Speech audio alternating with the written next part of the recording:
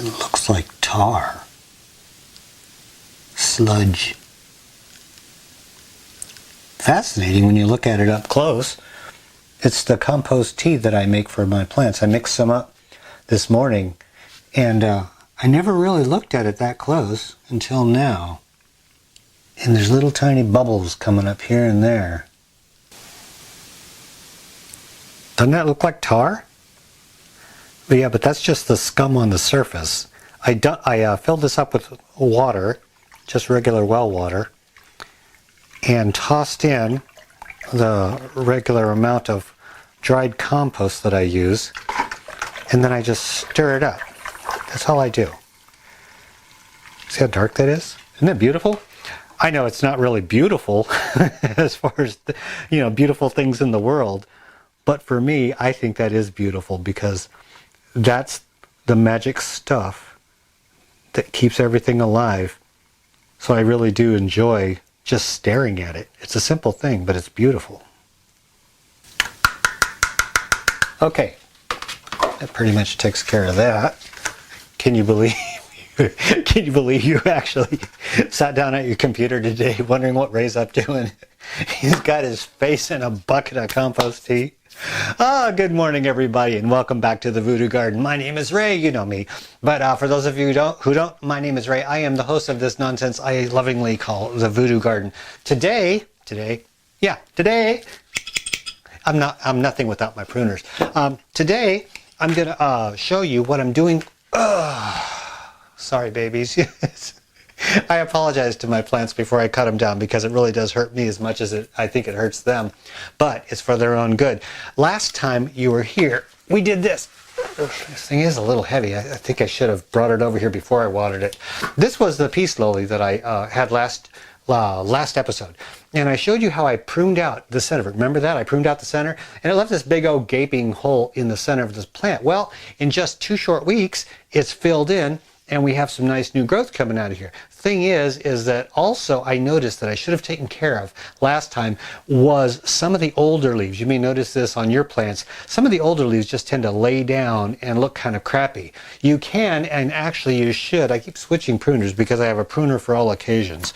My little pointy ones here. Just go along the sides and snip those out because as they start falling down, they're really not a whole lot of use. With a peace lily, you want to make sure that your healthy leaves are kind of standing up, like a vase. When they start laying down on the side, they're never going to stand back up again. So what I do is I just go around. I'm not going to do a close-up demo on this, but it was something I needed to do today.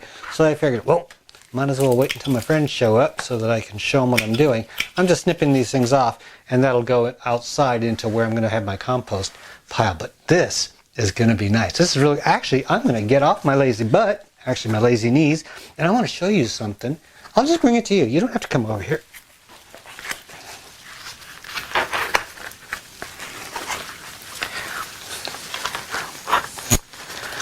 This is the clutter I'm talking about that just kind of lays down on the sides, old dead leaves and crap. So what I did was, let me turn this around and see if I can do it without dropping it. I just cleaned up the edges. And also, while I got you here, while I'm up in your face, here's the gaping hole that was from last time's clipping. But look at this.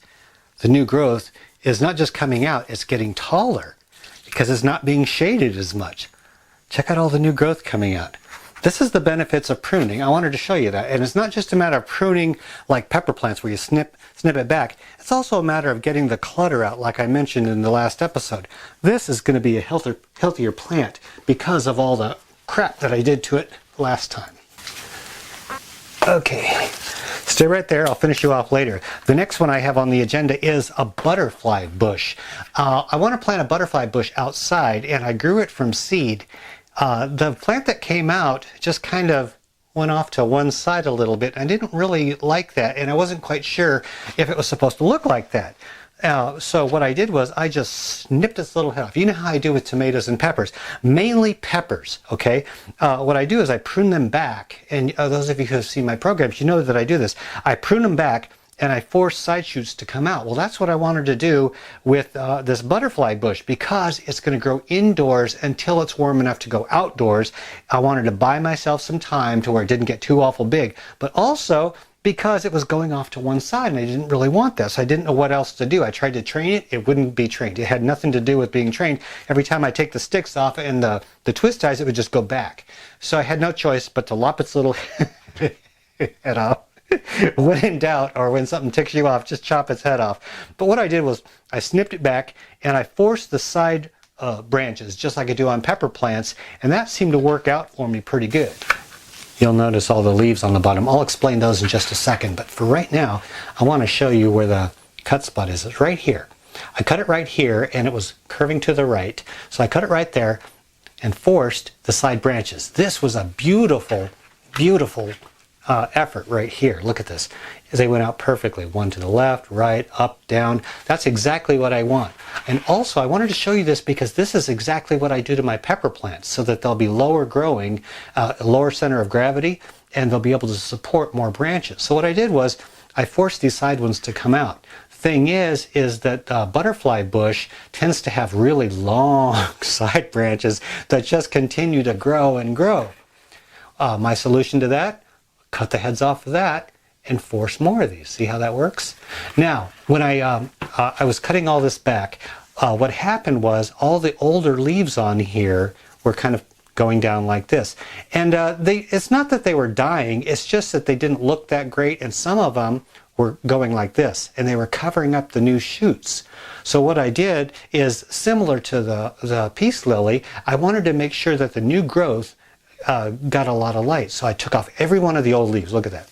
All of the old leaves came off, which allowed all of the newer stuff to get more light. Now, each one of these is going to go out and become a branch, and then eventually I'll cut that back. So exponentially, this is going to get thicker and thicker as it grows. I wanted to give you a shot of it while it's young because it isn't going to stay small for very long.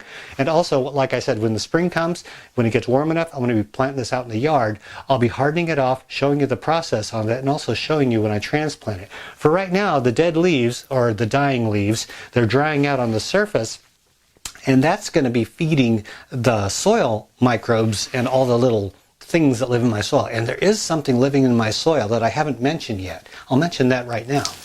In these little red cups, I have my bulbs for the hyacinth flowers, and they're starting to bloom.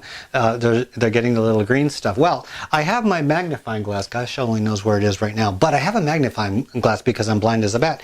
And also I like to look really up close in the soil to see what's going on, because you don't really know your soil until you get a good look inside. Now, I did have problems with fungus gnats at one time, actually more than one time. Those of you who grow indoors, you know that we're one of the constant things that we're always battling is fungus gnats. Well, I've tried so many different things for fungus gnats. I tried hydrogen peroxide, mixing that with water and watering the soil. That works. I tried neem. That works. I tried putting sand on the top. That didn't work so well for me. Watering from the bottom. That didn't work. There are a million different ways to combat fungus gnats. Now, one way that I found that works permanently, it's not dirt cheap, but it does work, and it's a long-term solution to a long-term problem. I went online and I researched it. I actually educated myself on this. Nobody taught me this. I learned it myself. I learned that there's a specific type of insect, and I wanted to go natural. I didn't want to have to keep fighting these things. I thought, well, if these insects exist in nature, there's got to be something that attacks them, because that's the balance of nature. For every creature on earth, there's another creature that will eat it. So I looked online, and I found out there is a mite, a little mite. It looks like a little dot walking around in your soil. It's called a Hypoaspis mite, or Hypoaspis miles. I actually put the name right here, okay? Hypoaspis. Now, what those are, and if you take a magnifying glass and you look really close at your soil, you have to get a strong, strong magnifying glass, because these little dots are so small you can't see them with the naked eye. You may be able to see them with the naked eye, but you really can't distinguish what's going on. What they are is, I'll put a picture right here, okay? I'm going to grab a screenshot of one of those. I'll put it right here.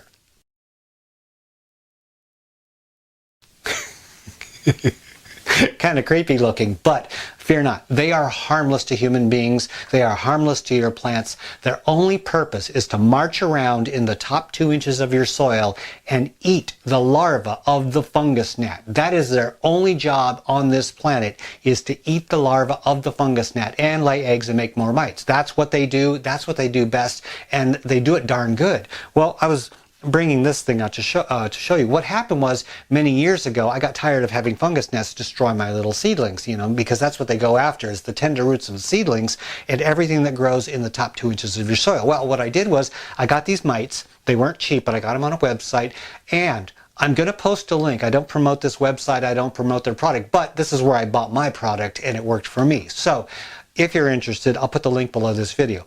Anyway, aside from that, I bought these mites, and there's this little tube of them. It doesn't look like there's much in there, but there are thousands upon thousands of these things. I sprinkled them very lightly in each one of my pots, and I just left them there. That's all you got to do, is just sprinkle them into your pots and make sure that you just put a little in each pot. Now, what they'll do is they'll just start marching around. It's not an instant solution, but it is a solution.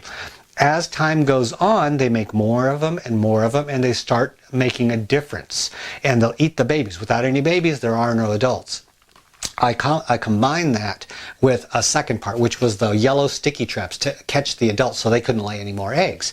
The nice thing about these mites is, once they've decimated the entire population of fungus gnat larvae, you wonder, well, what are they going to do? Just die off? Well, no. What they do, and this is where everything ties in, okay? What they do is they will eat dead, rotting organic matter in your soil as a food source when there's no fungus gnat larva to eat. So that's why putting these leaves on your soil and letting them dry out, crunch them up, mixing them with your soil, when I say it feeds the microbes and all the goodies in your soil, that's one of the things that it does feed. They love that stuff. Now, that being said, nothing's a miracle product. Nothing is perfect. There is a downside to having these mites. First of all, they will stay in your soil. They don't go romping all over your house. They don't hurt you. They're not poisonous. They will do nothing to damage your plants. But seeing how if there's nothing for them to eat, they will eat rotting organic matter. What happens is, when you plant little seeds and they put out the little tender shoots and stuff like that, if it's not a healthy seed, what'll happen is, and not all seeds are healthy, sometimes they have to sit in soil for quite a long time, these mites will start munching on that organic matter in the soil. That's the downside to them. So what I've been doing is, I don't germinate my seeds in my soil. I use vermiculite. And just pure vermiculite, or a different kind of mix that hasn't been mixed with my soil. I put them in a cup, germinate my seeds, and once they sprouted up and they're coming out of the surface, they're immune to these mites. And then I plant them in the soil, and they're absolutely fine. It's just that germination stage where they're a little bit vulnerable to the mites. And so it's a small price to pay for the benefit that they do. You don't see any kind of fungus gnats flying around here, and I'm not doing a darn thing to get rid of them. Now, the reason I brought this out is because these little mites that I bought them years ago, back when I lived over in Windham, Minnesota, and I've been recycling my soil off and on, you know, all throughout the year. So some of the soil that I have here comes from like 5 years ago, a little bit. I buy some here and there, I throw some out now and then, but there's always this recycling process going on. So what happens is the mites stay alive. They just keep getting moved from plant to plant to plant. And so I forgot all about those things. And I was looking at one of these one day with a magnifying glass, and I saw it was swarming around the rim of this cup with all of those little mites. And I thought, oh my gosh, how cool is that? So I was dusting them off into all my other plants. That's why I wanted to bring this up, is that it was really, really cool. That is something that you can do to take care of your plants inside. I didn't even mean to mention those today. I don't know what happened to me. I think I'm just going a little bit nuts with the coffee. Anyway, the whole idea of this program today was to tell you that I'm going to be making room, because I have something over there in the corner that's going to be coming out into the next episode. I don't even think I can hold it back, but I need to show you a couple problems I'm having here. And one of them is this. This beauty is my Coleus. Remember, I grew this for the last couple years? Well, the Coleus, I wanted to see how tall it would get. And I think from soil to top, it's close to 3 feet tall. And it'll grow a little bit taller, but there is a change of plans. It started getting new stuff down here at the bottom, you can see. And Coleus are wonderful for that, for growing new growth. So what I'm going to do, and those of you who have a queasy stomach or anything, just close your eyes. It'll all be over soon. Here we go. Yeah, I know. People hate me when I do this, but I work for the plants. Now I can take these and I can repot them and make new plants, but trust me, I don't need any more plants. This is going to buy me some time on this, and it's also, I've grown it as tall as wow, it's kind of bright in here now that I took that thing down.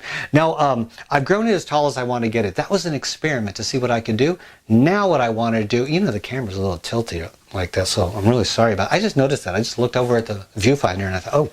So anyway, what I'm going to do is I'm going to make this get bushy again. So this way it'll be a low plant and I can take it away from back here. It's usually back here taking up the light over here, but I'm going to need that light. So now this can go over on the table. See, this room is actually quite small. These smell good when you cut them too. Smells like a greenhouse. You know, when you go into a greenhouse, you get that intoxicating smell. That's what that smells like. It's like a drug. Now, that's going to give me some space. Also, this little, well, actually, it isn't little, but I call it my little giant over here. Take a look at this. This thing here is my papaya. It's been growing here for quite some time. It's got a beautiful trunk. It's a beautiful, strong, healthy, happy plant. Everything's going perfect with it, and it's been growing in this soil for quite some time. It's got nothing but the compost tea, and that stem is about as big around as my wrist at the base. That's a pretty thick stem, and it was grown from seed. Now, it's been growing here for quite some time, I think a couple years in the VoodooGarden. It's gotten so tall that it's about ready to touch the light bulb. Now that's going to be a problem. And by the way, I have something coming up with light bulbs in about a month. I want to mention something. It's going to be really exciting. But for right now, this thing has been growing, it's been flowering, it's been doing wonderful underneath this light. I'm very happy with it. Problem is that, yeah, it's just getting too healthy and too happy. So what I'm going to do is back you up. I had to back you up because you get hit in the face by some of these things. I got to take these off. And I hate to do it, but what's happening with this thing is it's starting to shade my purple passion plant, which I have nowhere else to put it. So what I need to do is take off just some of these branches, and they're not going to hurt. That's the nice thing about this plant. It's so healthy that it doesn't hurt it to take off some of the side branches, and that will clear off the canopy out here just a little bit, so it'll get a little bit more light to this. What I'm going to do when it gets any taller than this, I have no idea. I have no backup plan for this. So, you know, I'm thinking, this thing is as tall as me. I'm like 5'6", 5'6.5" on a good day. So this thing is taller than me. It's about 5'8". Now, what I'm thinking is that if this gets too tall, what I can do is what I did with the banana tree and maybe cut it back and have multiple stems come out. That might be something that we could do together, and it'll be hard to watch. I might have to bring a chainsaw in here, but I was thinking about maybe in time, not now, I still have maybe 6 months to a year left on this, maybe cut it back and have multiples coming out. That would be something. I've never done that, and I've never seen that done. That might be something, because there's little teeny tiny spots where I think new growth can come out on this. Okay, and just when you thought it was safe,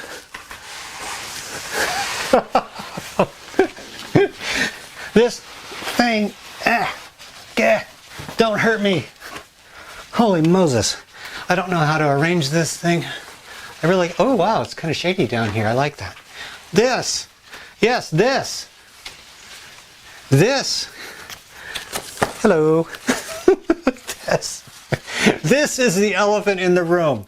Yes, this is, well, this is inconvenient. This is my banana tree, and this is the plant that has been giving me so much pleasure and so much trouble throughout the years. I have tried to figure out how to live with this beauty for so long. I've cut it back, I think, 3 times, and it now has a child. So we have 2 banana trees in here. This thing is touching the just about touching the roof over here. It's hard to give it light because I can't put a light right above it, because the light bulbs will touch the leaves, and as cool as the compact fluorescent bulbs are, they will get a little bit warm, and that doesn't bode well for the leaves. So I really have problems with this thing. And consider this room is so tiny, it may look a little bit bigger than it really is. It's only 10 foot by 10 foot. I have all of these plants to consider, and I have new stuff that I want to start growing. And so this one, I have to keep reevaluating and finding out. I mean, asking myself, is it really worth it to keep this plant in here. And every single time I come up with the same answer. Yes, yes it is. I can't say goodbye to this. So this plant is going to stay here in the Voodoo Garden with me, but I have no idea how to keep it in here because it's now about touching the ceiling and it has a baby. I mentioned it to a couple friends and they said, Ray, you got to leave it alone because once it gets so many leaves and it gets so tall and it finally gets a baby, that means it's going to produce bananas. Yeah, bananas, isn't that bananas? This is called a Zabrina or blood banana. I didn't think it would get this tall. According to a website that I read, and that should teach me, don't believe the internet. They said it normally gets like, I don't know, 15, 20 feet tall, but in pots, it only gets a little over 4 feet tall. That's what it told me. And so I believed that. And well, this is what happened. This has been in this pot since the day I planted it. It has not been anywhere else. This soil has never been changed. The only thing it's ever had is the tea. That's all it lives on, and the lights here. It's never seen daylight. I'm hoping it puts out bananas. The thing about it is Zabrinas, blood bananas, they put out these itty bitty bananas. Well, they're cute and all, they're ornamental, but they are edible. They are edible. They're full of seeds, though. Normally, you don't think of bananas as having seeds because the bananas we eat don't have seeds, or they're so tiny they're actually edible and they're not functional seeds. That's how they've been bred. Whereas these are the predecessors, I believe, to normal everyday bananas, and these have not been bred to have seedless bananas. So this will actually have seeds from the banana. And if I do get bananas from these, and I'm hoping I do, and if I get seeds from those bananas, I'm going to save those and I'm going to have a drawing. And I'm going to give out banana seeds from my banana tree to you guys. I don't know how many I'll get, but it should be fun. So I wanted to show this. I rarely show it on camera because, you know, how am I going to film with all of this banana in the way? I can't bring anything else out. So I'm always shoving it over on that side of the room. That's why you never see it. But yes, it is the elephant in the room, and it's the first thing I run into when I when I come in here every morning to water. I go bang right into a banana leaf, and my day is made. Yep. So that's my final specimen to show you today. This is Ray's banana tree. And yeah, I feel like I'm on a tropical island right now, just sitting underneath my shade tree, enjoying my life. It is a good life. Anyway, that's all I got for you today. Just some nonsense on pruning and taking care of your plants, and to show off the monster that is taking over my room. It reminds me of Little Shop of Horrors. Yeah, those of you who have seen that. And this is the little Feed Me Seymour plant. Yep. And it really does disturb me sometimes, but I love it, and I'm going to keep it forever. So this is my plant. I wanted to show it off to you. Thanks, everybody, for joining me in the Voodoo Garden. Until next time, this is Ray and his monster plant. We are out of here. Okay, all right. Back in your corner, Godzilla. I need rollers. I need rollers and a crew. Rollers and a crew. Ooh, and donuts.